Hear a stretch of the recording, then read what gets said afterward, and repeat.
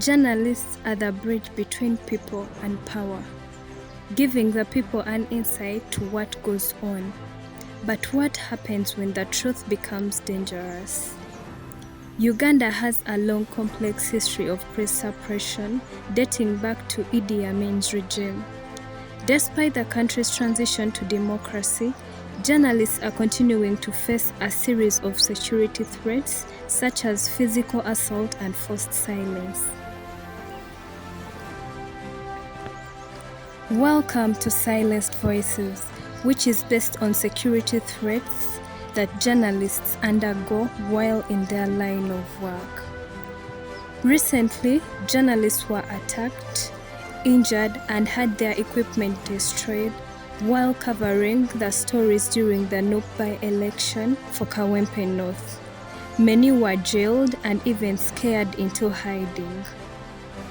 Meet Abubakar Lubowa, a journalist from Daily Monitor, a victim of these security threats.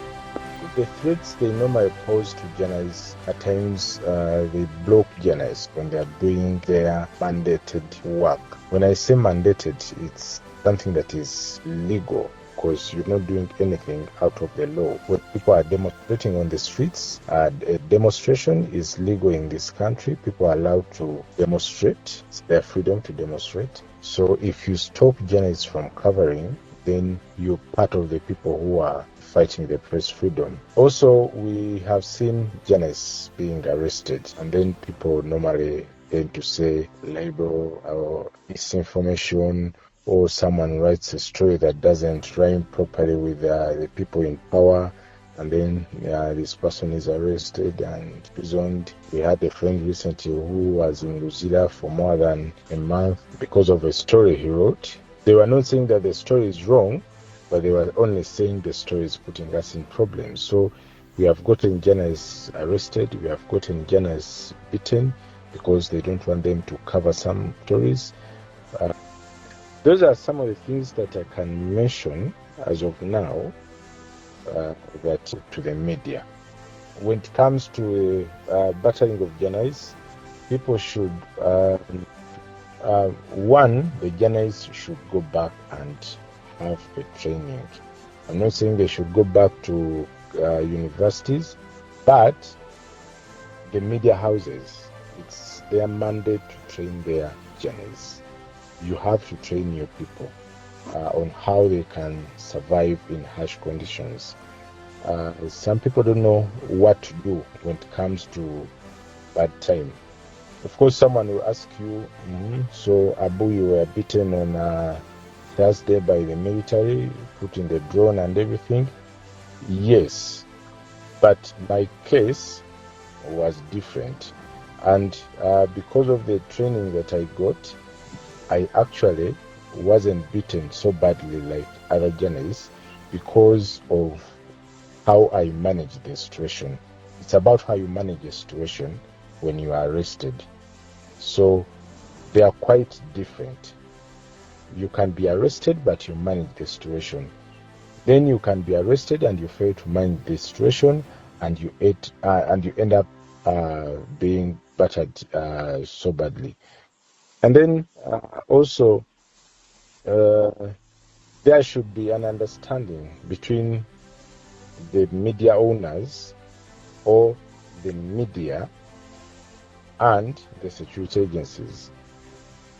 These things of just beating journalists and then life moves on as if everything is normal should be called to an end. The state shouldn't use its entities through, let me say, the police or the army to beat the media. So there should be an understanding between actually the government and then the media. Many journalists face a choice to either report the truth and risk everything, or stay silent and leave. The attacks on journalists are against their rights to press freedom. Another journalist who has faced similar challenges has given us permission to share their story in their own words, but has chosen to remain anonymous.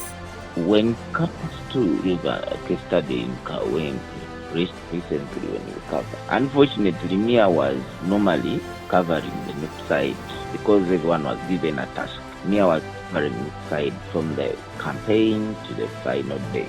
But seriously, when it comes to that, it was really very, very bad.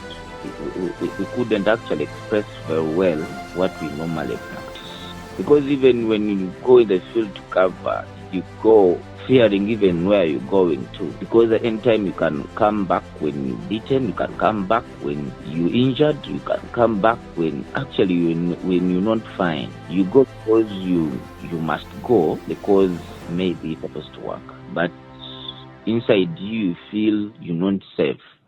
And remember, in Uganda, it's very hard to have a gadget which can protect you. It's a bit funny because even our stations can't even afford to buy them. And to some extent, I think also security organs think we covering oppositions, we are also opposition. I don't know why, but I think that's what they think. As long as, okay, we have to practice our work, manipulate anything, you get it? And sometimes we come to the next thing whereby maybe what we're covering is not needed by security organs. So we end up not being on the same line. And that won't happen. It won't happen to be on the same line. Journalism is not a crime. It is the foundation of democracy. And as long as there are voices willing to speak, the truth will never die.